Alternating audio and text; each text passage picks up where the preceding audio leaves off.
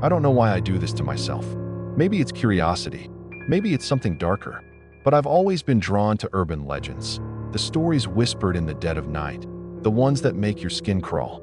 Over the years, I've traveled far and wide, and I've heard things. Things I wish I hadn't. Let me tell you about 5 of them. 1. The Vanishing Hitchhiker, United States. It was a cold autumn night in Illinois when I first heard about her. A girl in a white dress, seen standing by the roadside near Bachelor's Grove Cemetery.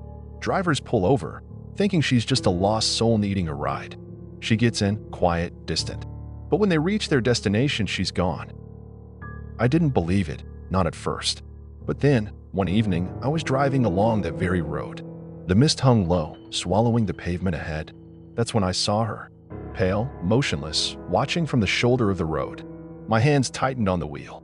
I didn't stop. I just kept driving. But in my rearview mirror, I swear, she was suddenly sitting in my back seat. I nearly crashed. When I turned around, she was gone. 2. Kuchisake-onna, Japan. The legend of the Slit-Mouthed Woman haunted my childhood.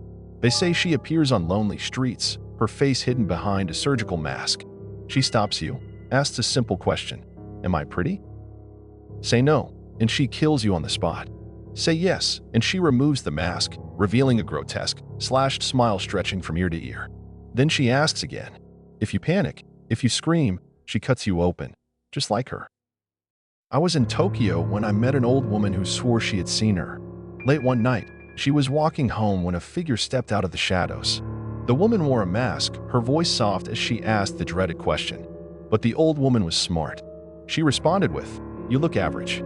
The figure froze, confused, and then disappeared into the darkness. I still think about that. What if it had been me? Would I have answered correctly? 3. The Black-Eyed Children, United Kingdom, United States. You've probably heard about them, the pale, lifeless children who knock on doors in the middle of the night. Their voices are monotone, their clothes slightly outdated. They ask for help, a phone call, a ride home. But there's something off. Their eyes, completely black. No whites, no irises, just voids. And if you let them in, well, no one really knows what happens next, because no one who lets them in is ever seen again. I was staying in a countryside cottage in England when I heard knocking around 3 a.m. Light, persistent. I looked through the peephole, nothing. But as I turned away, the knocking came again, harder this time. I checked once more. 2 children, a boy and a girl, standing perfectly still. Their faces were pale, their eyes emptied out. I didn't open the door. I don't know how long they stood there, but eventually, the knocking stopped. I barely slept that night. 4. La Llorona, Mexico.